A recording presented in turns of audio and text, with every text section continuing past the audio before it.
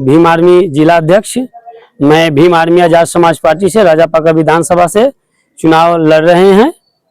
मैं इस राजापाकर विधानसभा का कैंडिडेट हूं और यहाँ का जनता मुझे अपना से चॉइस करके खड़ा कराया गया है और हम सारे जनता के समर्थन के कारण मैं लड़ रहा हूं।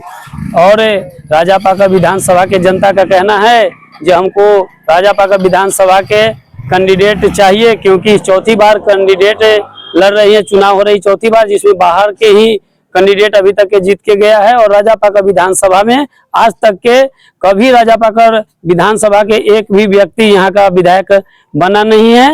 ये बड़ा दर्दनीय बात है, क्योंकि मेरे राजापाकर विधानसभा के जनता अब जाग गया है और जान रहा है ये नाम है राजापाकर विधानसभा, लेकिन कैंडिडेट राजापाकर विधानसभा का अभी तक कोई व्यक्ति नहीं हो पाया। इसके कारण भीम आर्मी आजाद समाज पार्टी को राजापाकर विधानसभा से यहाँ का जनता मांग करके चुनाव लड़ाने के काम किए हैं। और मैं राजापाकर विधानसभा के जनता के साथ अवेलेबल कदम में कदम मिला करके काम करूंगा। और मेरा काम भी ऐसे है, भीम आर्मी का जिला अध्यक्ष हूँ, कहीं भी अत्याचार, घटना, शोषण कुछ भी होता है उस पर सबसे पहले भीम आर्मी आजाद समाज पार्टी उतरती है। जैसे में कहीं भी हत्या होता है तो सबसे पहले कौन आता है? तो भीम आर्मी आता है। आसमान पर अत्याचार होता है तो कौन आता है? भीम आर्मी आता है। और किसी भी जाति का रविदास समाज पर अत्याचार होता है तो भी भीम आर्मी आती है। सहनी पर अत्याचार होता है तब भीम आर्मी आती है। माझी पर भी अत्याचार होता है तब भीम आर्मी आता है। मतलब किसी भी दलित पर अत्याचार होता है तो सबसे पहले भीम आर्मी वहां उतरने के काम करता है। इसके कारण राजापाकर के जनता सारे जाग गए हैं और भीम आर्मी के आजाद समाज पार्टी के कैंडिडेट उतारे हैं और यहाँ से सब गोटा मिल करके विजय बनाने के काम करेंगे। ये सब जनता के हाथ में है और यहाँ के जनता जवाब देगी। चुनावी मुद्दा क्या होगा? चुनावी मुद्दा है जो सबसे पहले अभी मेरा राजापाकर में एक अस्पताल है, वो अस्पताल पर जाने का कोई रास्ता नहीं है।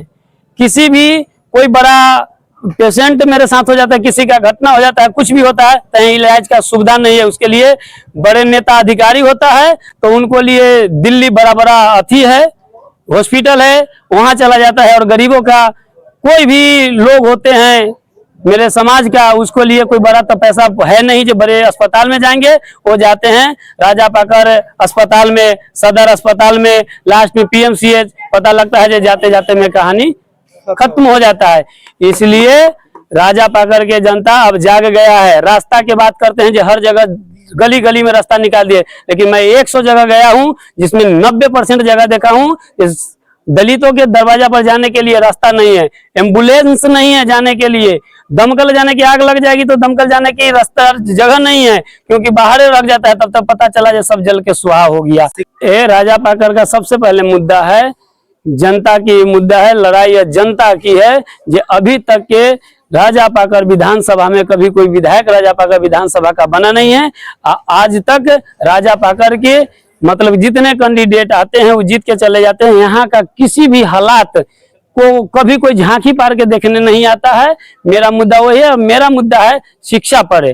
अभी स्कूल में भी अभी भी मतलब पढ़ाई के मैटर में अभी भी यह सक्सेसफुल नहीं है। शिक्षक के अभी भी कुछ कमी है और मतलब पढ़ाई लिखाई में बहुत तरह के टूटी है।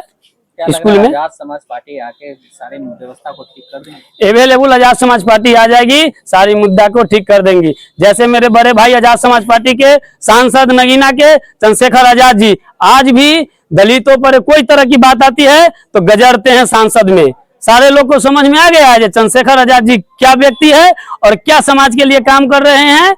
वो अभी भी पूरे लोग के रेल 30 दिन में 5 दिन रहते हैं सांसद और 25 दिन से जनता को सेवा करने के लिए उतरते हैं। तो वो अपना सैनिक के जगह जगह उतार रहे हैं, क्योंकि भारत के संविधान को बचाना है और भारत को जो मेरे समाज के लोग हैं जिस पर इतना घटना अत्याचार होता है सारा को रोकने के काम करेंगे। प्रचार प्रसार के लिए आ रहे हैं? प्रचार प्रसार के लिए भी मेरे बड़े भाई चंद्रशेखर आजाद एडवोकेट साहब भी आ रहे हैं और MIM के ओवैसी साहब जी भी आ रहे हैं और स्वामी प्रसाद मौर्य जी भी आ रहे हैं।